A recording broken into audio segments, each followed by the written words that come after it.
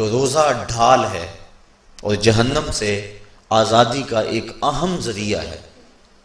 روزہ اللہ اور بندے کے مابین ایک راز ہے۔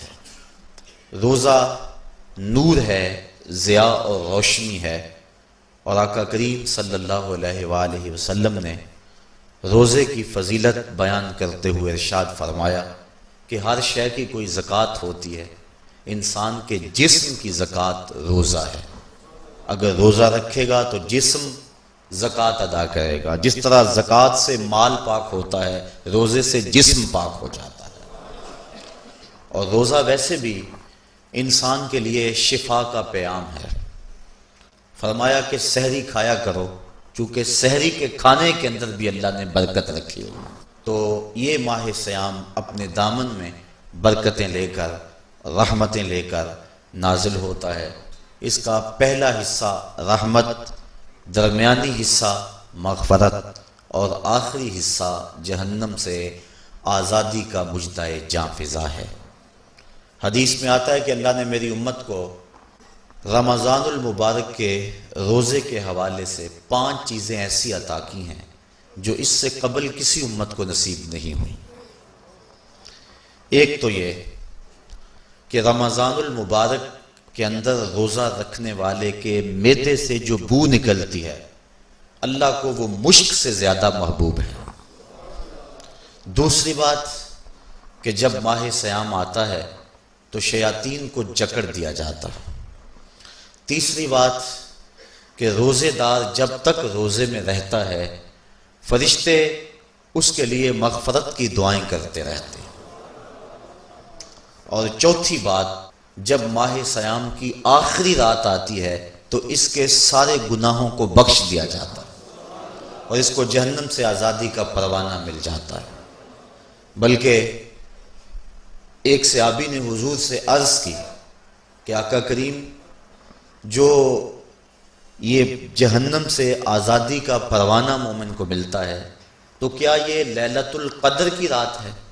تو آقا کریم نے فرمایا نہیں، جب مزدور اپنی مزدوری مکمل کرتا ہے، جب اس کی دہاڑی پوری ہو جاتی ہے تو پھر اس کو اس کا مالک کچھ دیتا ہے، تو یہ جو اس کو بخشش اور مغفرت کا مژدہ جاں فضا دیا جاتا ہے، یہ اس کی مزدوری ہے۔ اور فرمایا کہ جو لیلۃ القدر کی برکتیں اس کو حاصل ہوتی ہیں، یہ اس کے علاوہ ہیں۔ اور یہ اللہ تعالیٰ جل شانہ نے خاص کرم نوازی فرمائی بندہ مومن پر کہ اس کو یہ بابرکت رات عطا فرمائی۔ اور 5ویں فضیلت جو اس کو دی گئی روزہ دار کو، اور حضور سے قبل جو امتوں میں لوگ روزے رکھتے تھے، یہ فضیلتیں ان کو نہیں عطا کی گئی۔ جنت کو پورا مومن کے لیے آراستہ و پیراستہ کیا جاتا ہے۔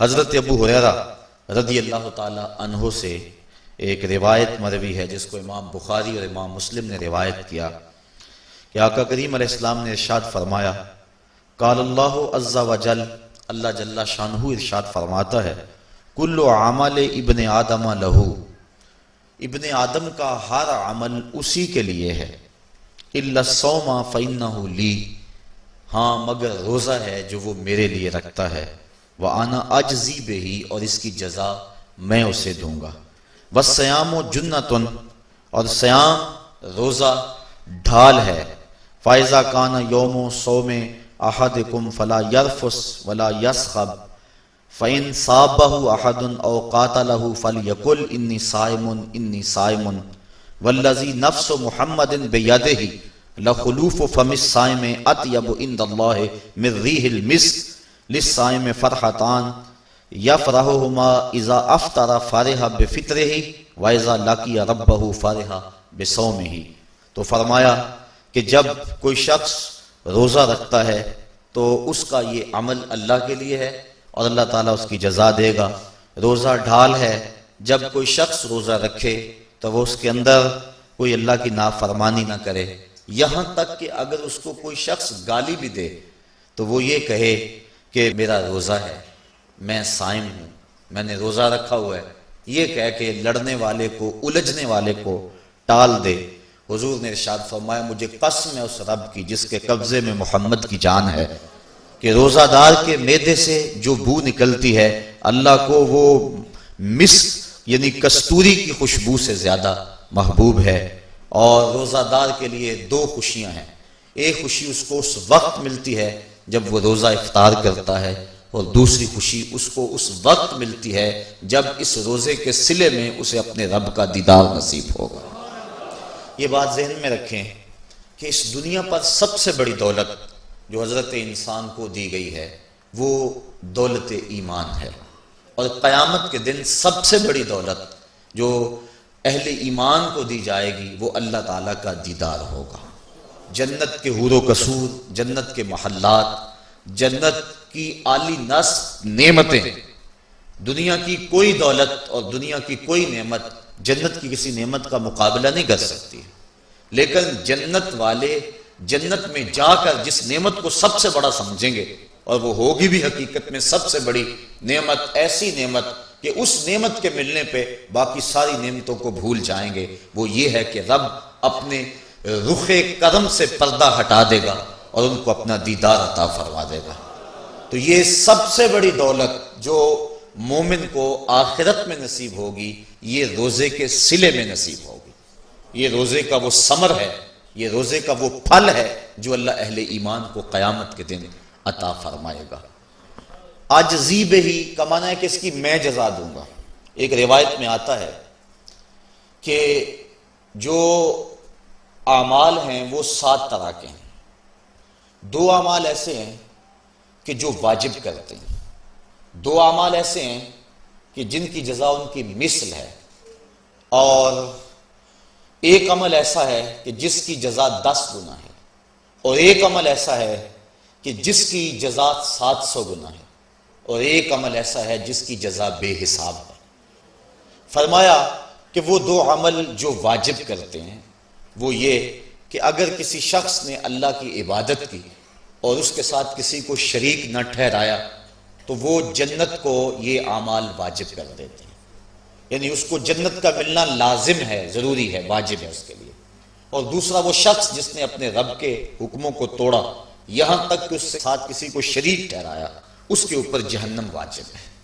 اور 2 وہ عمل جن کی جزا ان کی مثل ملے گی، ایک وہ گناہ جو اس نے کیا تو اس کی سزا اس کی مثل دی جائے گی، اور دوسری وہ نیکی جو اس نے کی نہیں ہے لیکن اس کا عزم کیا تھا تو اس کو بھی ایک نیکی کا ثواب دے دیا جائے گا۔ ایک عمل وہ ہے جس کے بدلے کے اندر 10 گنا اس کو اجر دیا جاتا ہے، اور فرمایا اس سے اس کے نیک اعمال مراد ہیں، اور فرمایا کہ جو اس کا چھٹا عمل ہے وہ ایسا ہے جس کے بدلے کے اندر اس کو 700 گنا اجر دیا جاتا ہے، اور وہ راہ خدا میں اس کا صدقہ کرنا ہے۔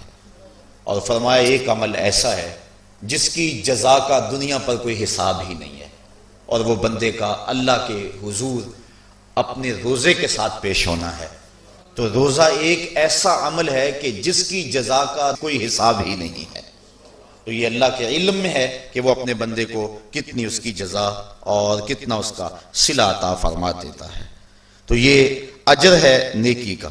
اور آقا کریم علیہ السلام نے ارشاد فرمایا روزہ ڈھال ہے اور جہنم سے بچنے کا ایک مضبوط قلعہ ہے۔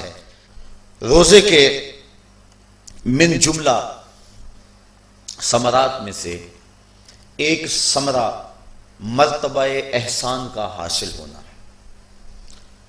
مرتبہ احسان کیا ہے؟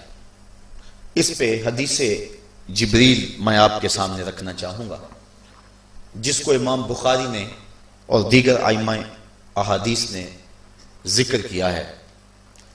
مسجد نبوی کا ماحول تھا، مدینہ شریف کی فضائیں تھیں، صحابہ حضور کی صحبت میں جلوہ فراز تھے، نور بٹ رہا تھا، اجالے اتر رہے تھے، صحابہ کے من روشنی سے مالا مال تھے کہ حضرت عمر فاروق رضی اللہ تعالی عنہ فرماتے ہیں کہ ایک شخص آیا جس کی گھنی سیاہ داڑھی تھی اور اس کا سفید لباس تھا، ہم میں سے اسے کوئی جانتا بھی نہیں تھا، لیکن اپنے وجود کی تر و تازگی کی وجہ سے وہ مسافر بھی دکھائی نہیں دیتا تھا، کیونکہ مسافر ہوتا تو آثار سفر اس کے بدن سے ظاہر ہوتے، لگتا تھا جس طرح یہی کسی گلی سے نکل کے آیا ہے، لیکن چونکہ وہ وہاں کا رہنے والا نہیں تھا، ہم میں سے اسے کوئی پہچانتا بھی نہیں تھا۔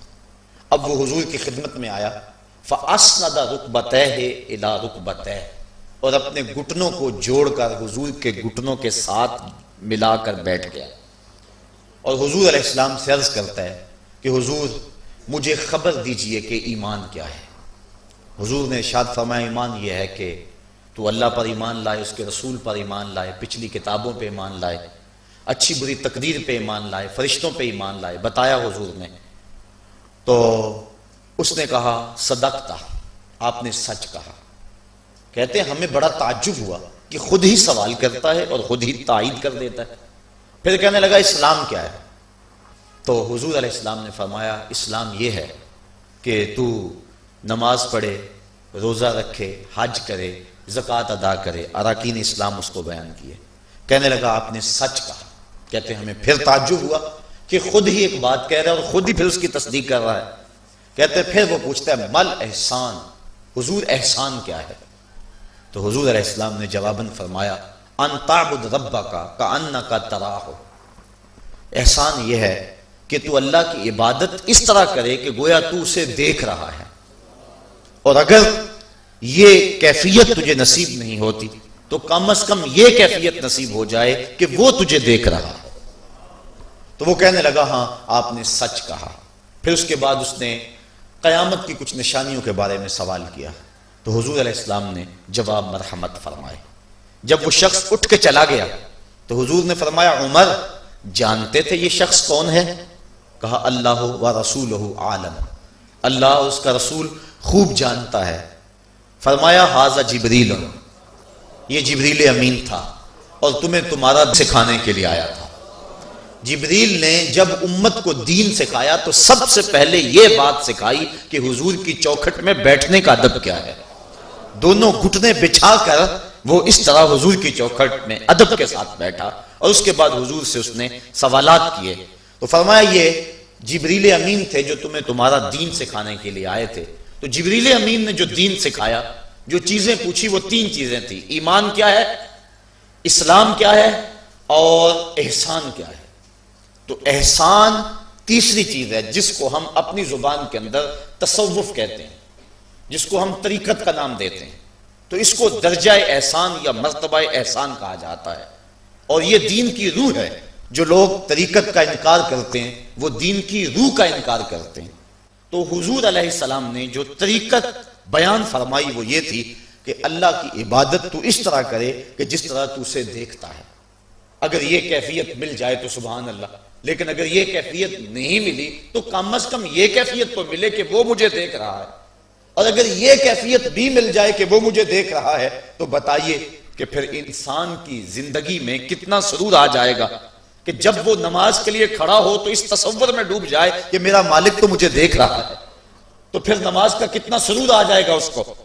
اور جب وہ کوئی اور نیک عمل کر رہا ہو تو اس تصور میں ڈوب جائے کہ میرا مالک میرے اوپر نگاہ لطف فرما رہا ہے، تو پھر اس کی کیفیت کا عالم کیا ہوگا۔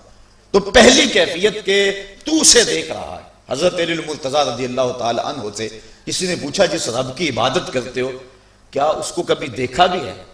تو حضرت علی المرتضیٰ نے جواباً کہا لم اعبد ربا لم اراہ، اے صاحب کبھی کبھی کی بات کیا کرتا ہے، علی تو اتنی دیر تک سجدے سے سر ہی نہیں اٹھاتا جب تک اس کے جمال جہاں آرا سے فیض یاب نہیں ہو جاتا۔ حضرت داتا گنج بخش علی حجویری علیہ رحمہ کشف المعجوب کے اندر ایک حدیث نقل کرتے ہیں کہ حضور علیہ السلام نے ارشاد فرمایا کہ فاقہ کشی اختیار کرو اور بھوک اور پیاس برداشت کرو، ممکن ہے کہ اس دنیا کے اندر تم اپنے دل کی آنکھوں سے اپنے رب کا مشاہدہ کرو۔ تو یہ جو مرتبہ احسان ہے، جو مومن کا مقصود ہے، وہ اس کو حاصل ہوگا روزہ رکھنے سے۔ اور اگر چلو کسی روزہ دار کو یہ کیفیت نہ ملے کہ وہ اپنے رب کے جمال جہاں آرا کو دیکھ لے، اس کے جلووں کو دیکھ لے، اس کے دیدار کی دولت سے مالا مال ہو جائے، اس کا دل اس کی محبت میں ایسا ڈوبے کہ وہ جدھر دیکھے اسی کے جلووں کو ہی دیکھتا چلا جائے، اگر روزہ دار کو ایسی دولت نہ بھی نصیب ہو تو کم از کم روزہ دار کو یہ دولت تو ضرور ملے گی کہ وہ اس احساس میں ڈوب جائے گا کہ میرا رب مجھے دیکھ رہا ہے، گناہگار سے گناہگار شخص بھی کڑکتی ہوئی دوپہر میں ٹھنڈا پانی دستیاب ہونے کے باوجود ایک گھونٹ بھی حلق سے نیچے نہیں اتارتا. کیوں؟ اس لیے کہ میرا مالک تو مجھے دیکھ رہا ہے. تو یہ احساس اس کو آیا کہ نہ آیا؟ کاش کہ رمضان میں یہ نور جو ہم کو نصیب ہوتا ہے، یہ رمضان کا خاص نور ہے. مرتبہ احسان سے پھوٹتا ہوا یہ اجالا رمضان میں ایک گناہگار سے گناہگار شخص بھی حاصل کر لیتا ہے کہ وہ اس احساس میں ڈوب جاتا ہے کہ میرا مالک مجھے دیکھ رہا ہے. کاش کہ وہ اس کو اندر سمو لے اور اس کو دل کی ایک ایک پرت پہ رکھ لے اور اس کو سجا لے اور اس دولت کو پھر جانے نہ دے، تو پھر اس کے لیے گناہ کرنا مشکل ہی نہیں محال ہو جائے گا. اس احساس سے پانی نہیں پیتا کہ میرا اللہ مجھے دیکھ رہا ہے. تو کیا مجھے یہ بتاؤ کہ جب وہ دکان پہ بیٹھ کے ڈنڈی مارتا ہے کہ اللہ اس وقت نہیں دیکھتا؟ جب وہ کسی کی جیب کاٹتا ہے اللہ اس وقت نہیں دیکھتا؟ جب وہ رشوت لے رہا ہوتا ہے اللہ اس وقت نہیں دیکھتا؟ کہ اللہ تعالیٰ صرف رمضان میں دیکھتا ہے، غیر رمضان میں نہیں دیکھتا؟ تو یہ احساس کاش کہ اس کے ساتھ لگ جائے کہ میرا مالک مجھے دیکھ رہا ہے، تو پھر گناہ کرنا مشکل ہی نہیں ناممکن ہو جاتا ہے. 7ویں کوٹھڑی میں جب سارے دروازے بند کر کے بت کے اوپر موٹا کپڑا ڈال کے زلیخا بولی ہے تلک یوسف اب آ جاؤ نا، اب تو کوئی نہیں دیکھ رہا ہے، تو یہی احساس تھا جس نے روشنی دی. قال معاذ اللہ، کہا اللہ کی پناہ، تو اپنے معبود سے موٹی چادر ڈال کر چھپ گئی، لیکن میرا خدا تو 7ویں کوٹھڑی میں بھی دیکھ رہا ہے. پھر اتنی روشنی برسی، اتنے اجالے اترے کہ گناہ کیا، گناہ کا تصور بھی محال ہو گیا. تو یہ یقین، یہ اذعان کہ میرا مالک مجھ کو دیکھ رہا ہے، انسان کے لیے گناہ کو مشکل ہی نہیں ناممکن بنا دیتا ہے.